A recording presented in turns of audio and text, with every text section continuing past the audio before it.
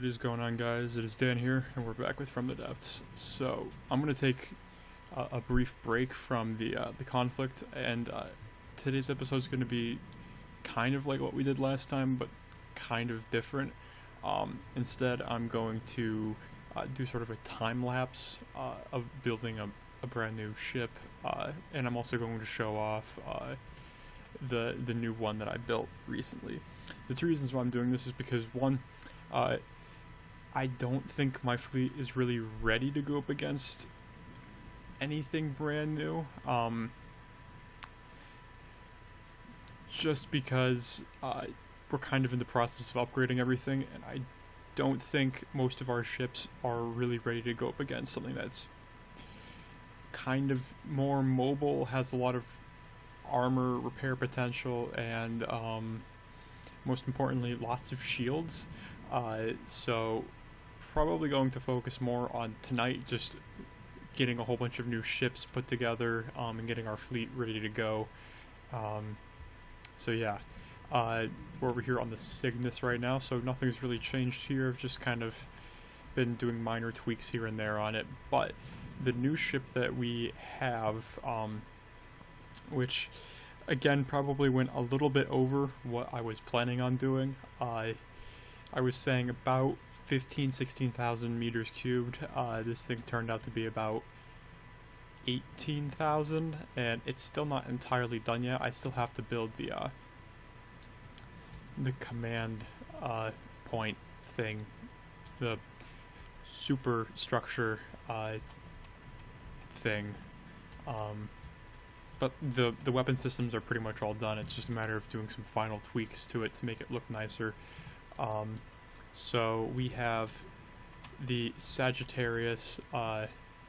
I couldn't do A asterisk or A star because yeah, I can't save the file as that, and I can't name it with the special character. But it's supposed to be like what's supposed to be the supermassive black hole that's at the center of the Milky Way galaxy. Don't know why I felt naming it like that. So far we have two things related to black holes, but you know, whatever. So I paused it, wrong key. The Sagittarius A, or I'm just going to call it the Sagittarius because that's easier, is, well, it's a lot smaller. It's about 13,000 meters cubed smaller than the Cygnus over here. It's still a pretty large ship. The turrets are pretty much all the same, so we've got 5 quad barrel 200 millimeter guns. The cool thing about these is these fire strictly heat ammunition, and oh my goodness, it destroys everything. These guns punch through heavy armor like it's nothing, and they don't fire incredibly fast, but it's just so good. Like if I had these things go after the Cygnus would probably kill the ship, but it'd probably do some pretty substantial damage. It's also got some pretty crazy EMP missiles here, so I think missiles are definitely probably very useful for doing stuff. I still have to build the command point, which is going to be back here, but you guys probably want to see what it does in regards to enemy ships. So let's go ahead and what do we want? Let's go Onyx Watch, and I don't want anything like too crazy, but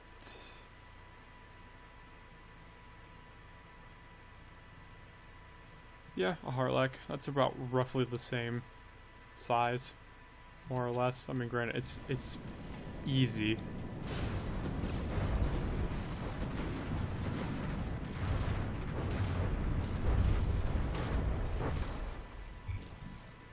Yep, it killed the AI that quickly, and we captured it. No, we don't want that. I didn't realize that ghost ships could capture things. That's kind of weird.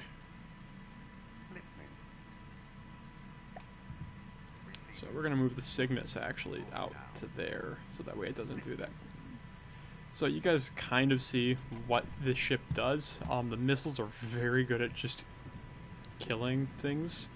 What else can we do? Let's go to regular.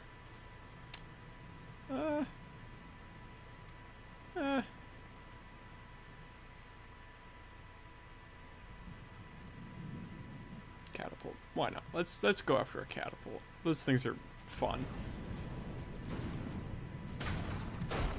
So yeah, this is what he does. Oh my goodness, it's great. Oh yeah, I forgot to armor that part of the ship, but it doesn't matter because it's recovering. It's fine.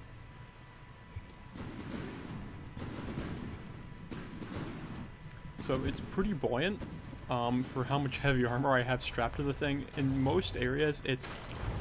Oh boy. It's more heavily armored than the Cygnus. The insides of the hull, since I had a lot of volume kind of left over, most of the inside is... Oh, there's something I need to fix right there. Except in this chamber, it would seem it's just regular armor. But most of the insides are lined with heavy armor, which does weigh it down quite a bit. The ship is a lot slower than what it was. But it's very nice. So the heat is very good for destroying anything with armor.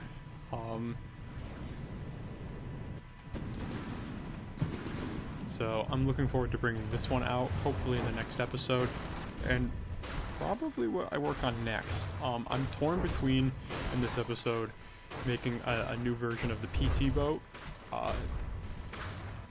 or building something a little bit more particle cannon and lasery. I haven't done lasers in a while, like a really long time. I haven't touched lasers in forever, so I wouldn't exactly know. But it's, from what I remember, pretty straightforward. So I'll probably decide as I'm building it, depending upon how big I make the hull, which more often than not determines what kind of ship I'm going to build. So we're going to go ahead and start time lapse. So.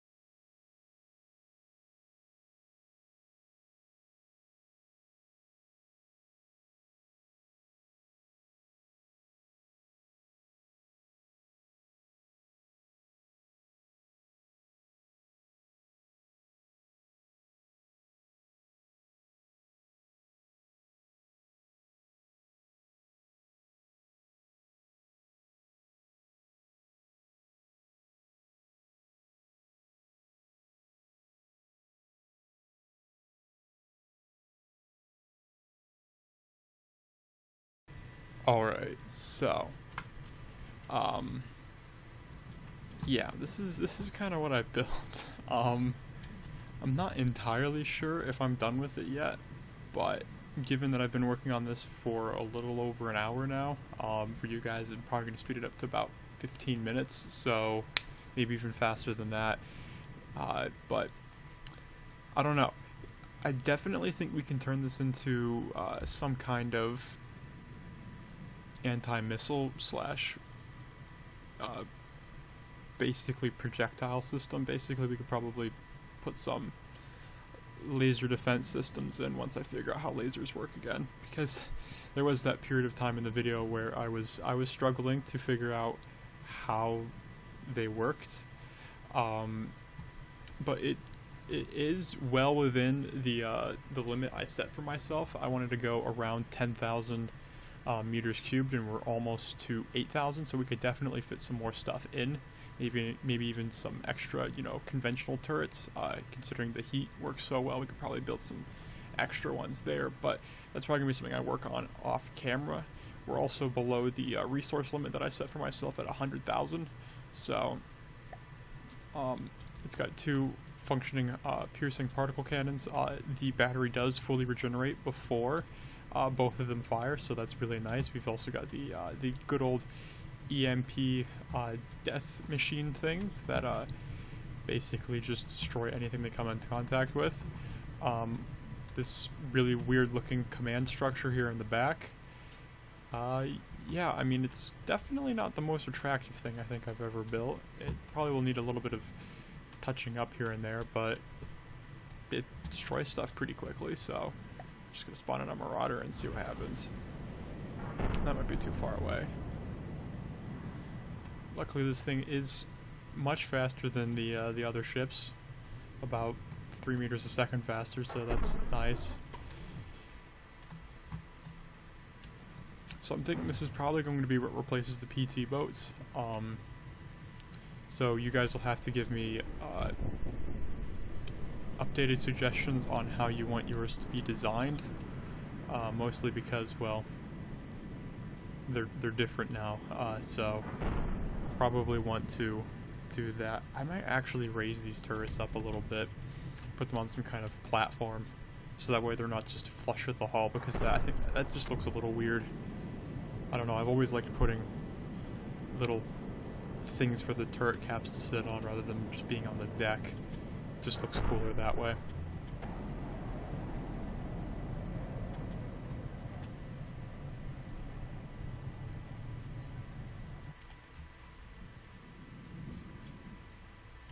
So yeah, it's doing pretty good. The extra particle cannons will probably be very useful whenever we go up against the next faction. The sad thing is that these things are about 3 times. This is about 3 times as expensive as the old PT boats, but this thing also probably will do significantly more damage. At least 2 times as much, maybe more.